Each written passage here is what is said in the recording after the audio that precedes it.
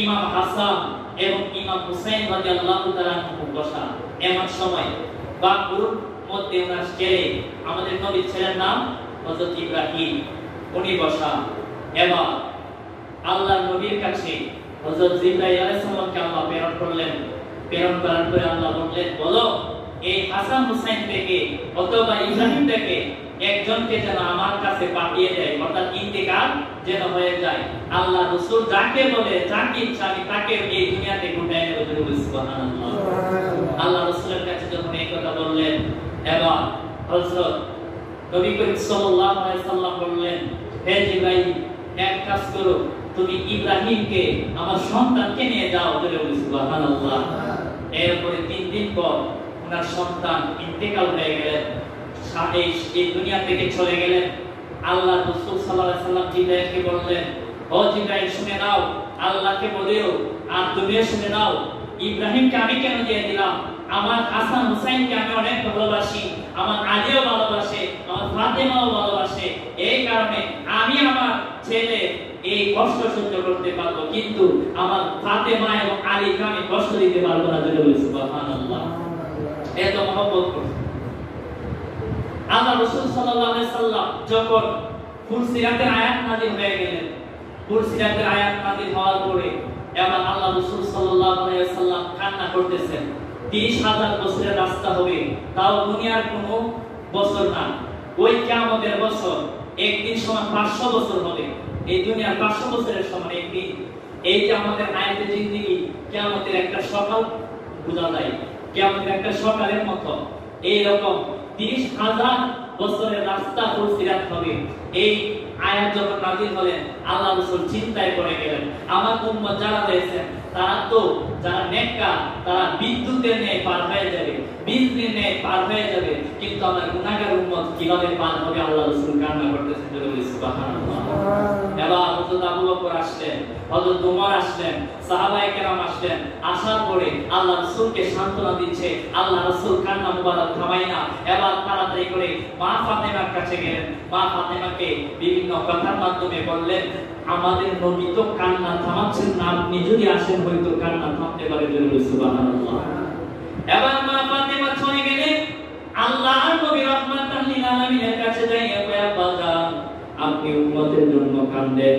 ও আব্বাজান আপনি শুনে নেন, ও আব্বাজান আপনি শুনে নেন। আপনি বলছেন ফাতিমাতুস সাইয়্যিদাতুন নিসাইয়াল জান্নাহ, ফাতিমা হবে জান্নাতের মহিলাদের সরদার। ও আব্বাজান শুনে নেন, শুনে নেন, আমি বলে দিচ্ছি, আপনার যত মহিলা উম্মত আছে সকলকে পার করার দায়িত্ব আমি ফাতিমা নিয়ে নিলাম। সুবহানাল্লাহ। এবার মা ফাতিমা কি করলেন? মা ফাতিমা বলতেছে, আব্বাজান শুনেন, আমি আরো দায়িত্বগুলো বন্টন করে দিচ্ছি। এবার হযরত আবু বকরকে বললেন, ও আমার নবীর সাহাবী হযরত আবু বকর, আপনি যত আমার নবী, আমার আব্বাজানের মুরব্বী উম্মত আছে, যত বৃদ্ধ উম্মত আছে, তাদের দায়িত্ব নেন। হযরত আবু বকরকে আমি নিয়ে নিলাম। এবার হযরত আলী রাদিয়াল্লাহু তাআলা কে বলতেছেন, ও আমার স্বামী, আপনি একটা কাজ করেন, আপনি আমার আব্বাজানের যত যুবক উম্মত আছে সকলের দায়িত্ব নিয়ে নেন। এবার আল্লাহই কয়, আমি এই দায়িত্ব নিয়ে নিলাম, আমি যুবক যারা আছে তাদেরকে পার করার দায়িত্ব নিলাম। এবার হযরত ফাতেমা রাদিয়াল্লাহু তাআলা আমার নবীর নাতি ইমাম হাসান এবং ইমাম হুসাইন রাদিয়াল্লাহু তাআলা কে ডাক দেন, ও আমার সন্তানেরা, ও আমার সন্তানেরা, তোমরা শুনো, তোমাদেরকে আমি আরেকটা দায়িত্ব দিতে চাই। আমার আব্বাজানের যত, আমার নবী আমার আব্বাজানের যত কিশোর উম্মত আছে তাদের দায়িত্ব তোমরা নিয়ে নাও। ইমাম হাসান কয়, মা আমি এই দায়িত্ব নিয়ে নিলাম। বলে সুবহানাল্লাহ। ইমাম হুসাইন কয়, আমি দায়িত্ব নিব, তবে আমার একটা কথা আছে, আমার নানার সঙ্গে একটা কথা আছে, আমি নানার সঙ্গে কিছু কথা বলতে চাই। কি কথা বলবেন? এই কথা বলার পরে মায়ের নবী রহমাতুল লিল আলামিনের দুই হাত মুবারক এরকম ভাবে বাড়ায় দিলেন।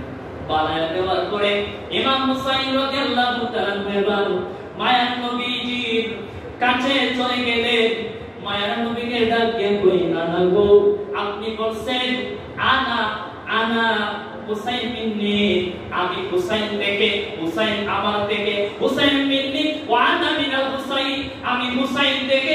ও গো মায়ের নবী, আপনি বলছিলেন আমি হুসাইন থেকে আর হুসাইন আমার হতে। ও গো মায়ের নবী, আমি আপনার, আপনি আমার।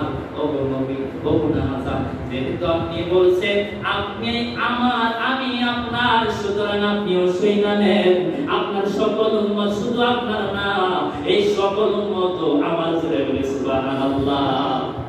তাদের পার করার দায়িত্ব আমি নিয়ে নিলাম। জোরে বলি সুবহানাল্লাহ। এই জন্য ইমাম হুসাইন আলী মাকাম উনি শহীদ হয়ে গেলেন কারবালার ময়দানে। কার জন্য? আমাদের জন্য। ইমাম হুসাইন রাদিয়াল্লাহু তাআলা আনহু কারবালার প্রান্তরে শহীদ হয়ে গেলেন। অনেক লম্বা ঘটনা কারবালা, সময় তলব জুমার নামাজে নয়, যদি এইরকম জুমা 10-15টা যায় কারবালা বলা শেষ করা যাবে না। অনেক লম্বা, অনেক ইতিহাস বিভিন্নভাবে। এই ইমাম হুসাইন রাদিয়াল্লাহু তাআলা আনহু এবার কারবালার প্রান্তরে গেলেন। যাইতে আসছিল কোথায়? কুফায়। কুফায় যাওয়ার কথা, যে সেখানে কিছু মানুষ হুসাইন রাদিয়াল্লাহু তাআলার কাছে বায়াত গ্রহণ করবে, কিন্তু না, চলে গেলেন পথ ভুলে। কোথায় চলে গেলেন? কারবালার প্রান্তরে। এই কারবালার প্রান্তরে যখন হযরত আলী রাদিয়াল্লাহু তাআলা সফরে গিয়েছিলেন, যাওয়ার পরে তিনি দেখলেন যে ওনার শরীরে একটু অস্বস্তি লাগতেছে। এবার হযরত আলী বলতেছেন এটা কোন জায়গা? সাহাবীরা বলতেছেন এটা হলো কারবালা। এবার হযরত আলী বলতেছেন এই কারবালার মধ্যে আমার ছেলে ইমাম হুসাইন কি হয়ে যাবে? শহীদ হয়ে যাবে।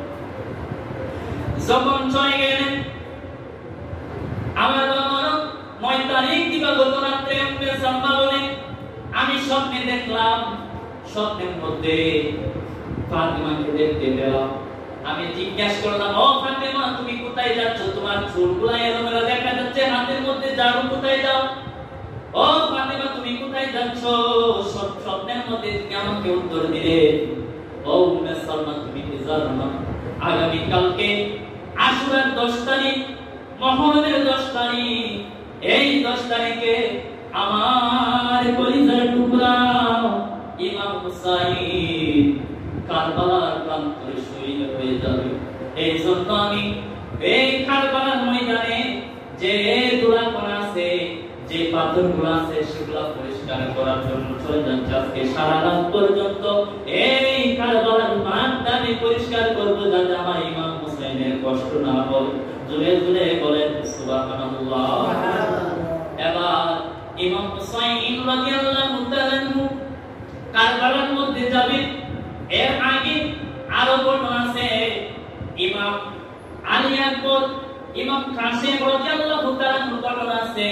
আমার বাবারা আব্দুল্লাহ ইবনে হাসানের ঘটনা আছে। আব্দুল্লাহ ইবনে হাসানের ছেলে, উনিও কারবালার ময়দানে শহীদ হয়ে গেলেন। এবার কাসেম রাদিয়াল্লাহু তাআলা কারবালার ময়দানে যাবে।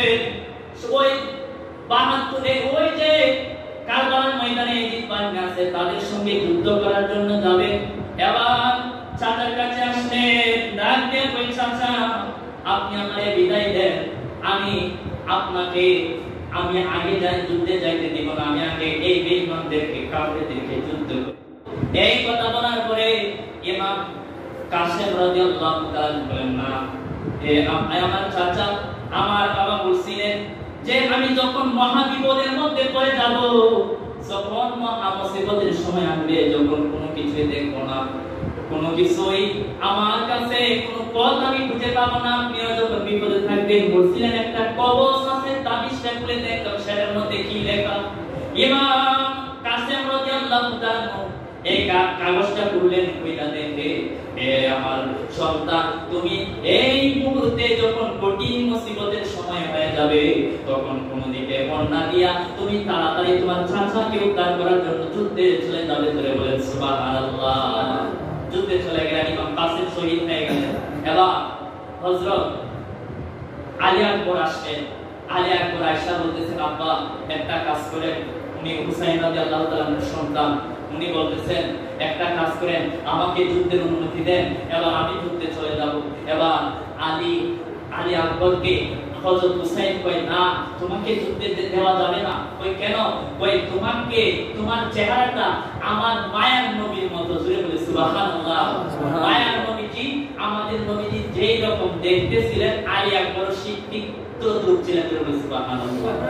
তুমি যদি যুদ্ধে শহীদ হয়ে যাও, সাহাবায়ে কেরাম সহ আরো যারা রয়েছে, তারা মায়ার নবীর স্বাদ দেখাটা, মায়ার নবীকে দেখার স্বাদটা কিভাবে নিবারণ করবে? তুমি যুদ্ধে যাইতে পারবে না, কই না মানি না, আমি যুদ্ধে যেতে চাই। এবার ইমাম আলী আকবর যুদ্ধে চলে গেলেন।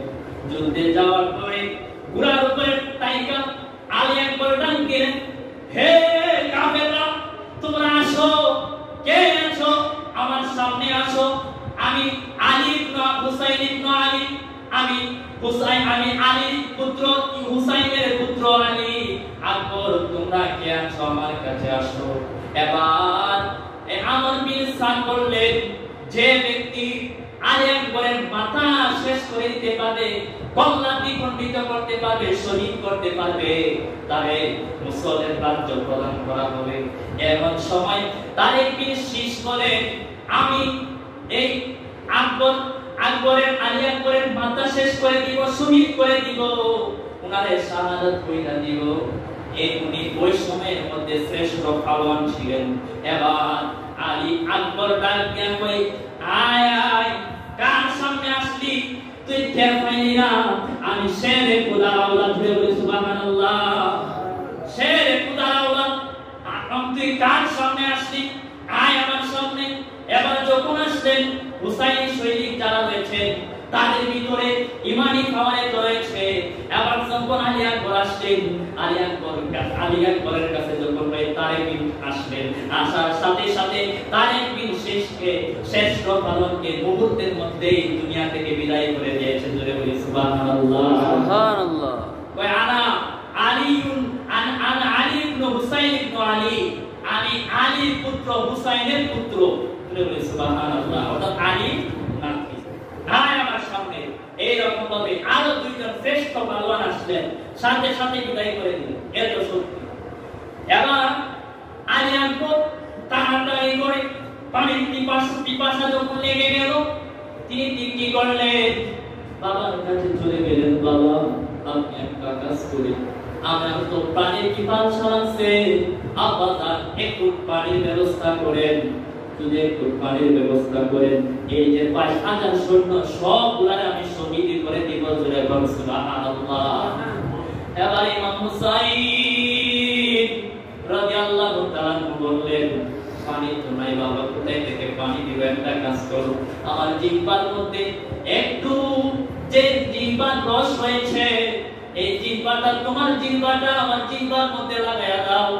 এবার ইমাম আলী আকবর জিহ্বার ফিসাবার যুদ্ধের ময়দানে চলে গেলেন। যুদ্ধের মধ্যে যাইয়া ওই কাফেরদেরকে অনেকদেরকে শহীদ করলেন। ইমাম হুসাইন দেখে কিছুক্ষণ পরে আলী আকবর উনিও শহীদ হয়ে গেলেন। জোরে বলুন সুবহানাল্লাহ। শাহাদাতের পেয়ালা পান করলেন। এবার হুসাইন রাদিয়াল্লাহু তাআলা 9 তারিখ দিবাগত রাতে, আগামীকাল 10 তারিখ সকল সদস্যদেরকে নিলেন সাথে নিয়ে বলতেছেন, ও আমার পরিবারের সদস্যরা, তোমরা একটা কাজ করো, আমরা তো চাইছিলাম পানি পান করার চেষ্টা করছিলাম, কাউকে পাইলাম না, সবাই শহীদ হয়ে গেলেন, সবাই শহীদ হয়ে গেলেন। এখন আমি ছাড়া তো আর কেউ নাই। ইমাম জয়নুল আবেদিন কই, আমি যাব কই না, তুমি কইলা নবী বংশের শেষ আওলাদ, তুমি যদি চলে যাও এই আওলাদে রাসূল যারা রয়েছে নবী বংশ নিভে যাবে না, তুমি যাইও না। ওনাকে বুঝাইয়া দিলেন। আমার বাবা এবার হযরত ইমাম হুসাইন রাদিয়াল্লাহু তাআলা বলতেছেন, তোমরা এইরকম ভাবে চলবা। বিভিন্ন কথাবার্তা বইলা তাদেরকে বিদায় করলেন। ইমাম হুসাইন এবার কুরআন তেলাওয়াত করতেছেন। পরের দিন যখন হলো, ইমাম হুসাইন রাদিয়াল্লাহু তাআলা কারবালার ময়দানে যাইয়া এবার তিনি কি করলেন? সমস্ত যত কাফেররা আছে সবগুলারে শহীদ করে দিলেন, অনেকগুলারে।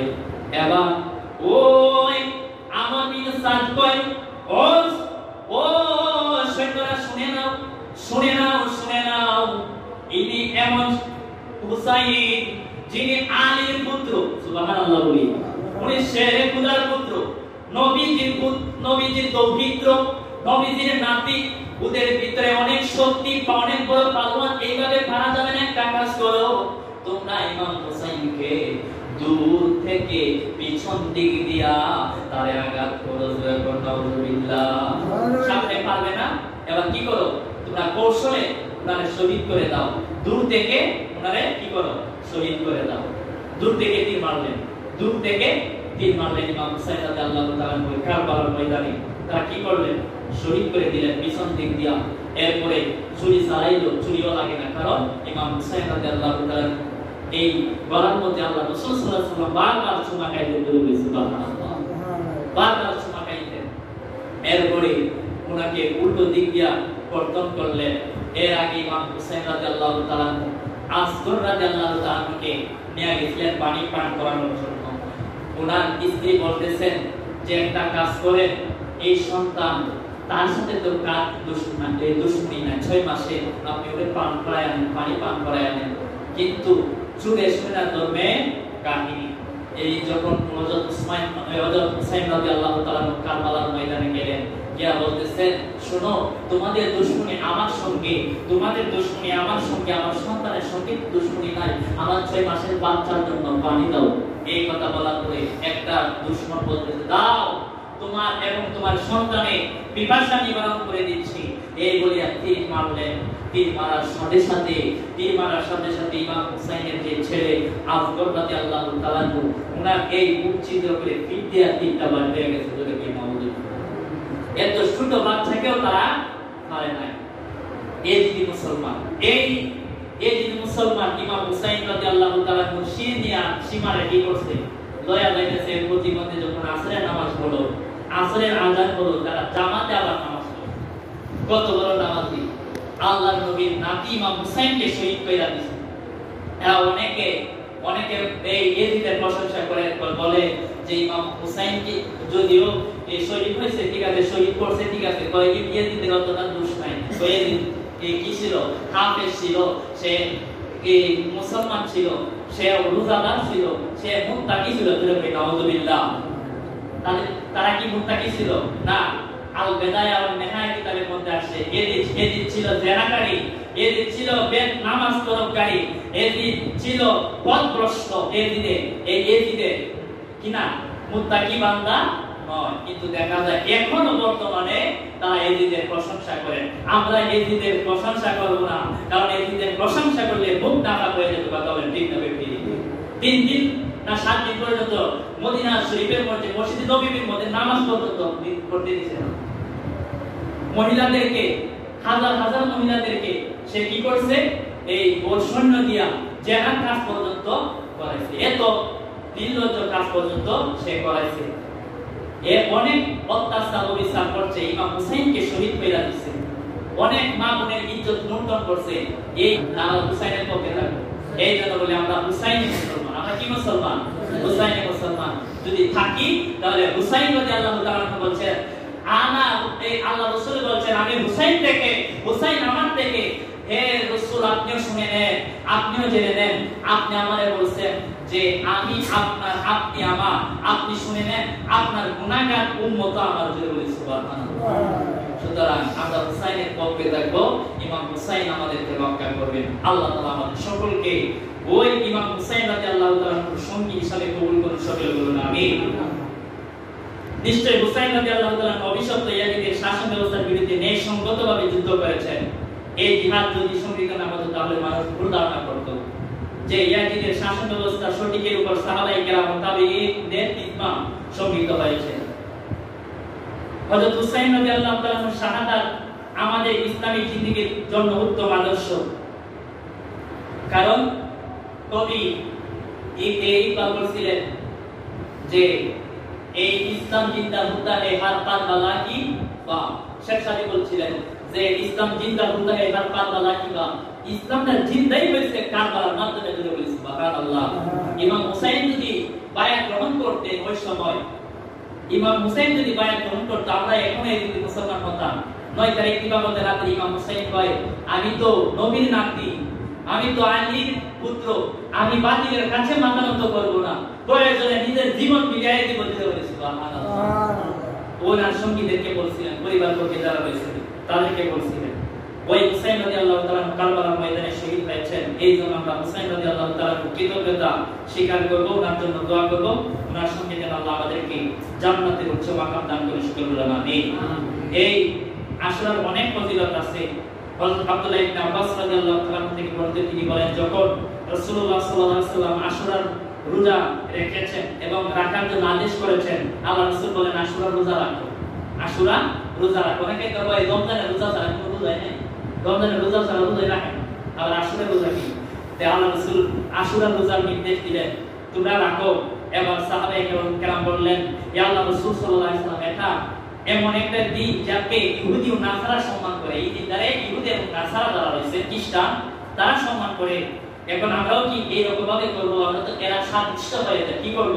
তখন রাসূল সাল্লাল্লাহু আলাইহি ওয়াসাল্লাম বলেন, যদি আমি আগামী বছর বেঁচে থাকি তাহলে 9 তারিখেও রোজা রাখবো। সুবহানাল্লাহ, 9 তারিখে রাখবো, 10 তারিখে রাখবো, মানে আল্লাহ রাসূলের নির্দেশ দিলেন 9, 10 দুই দিন রোজা রাখবো।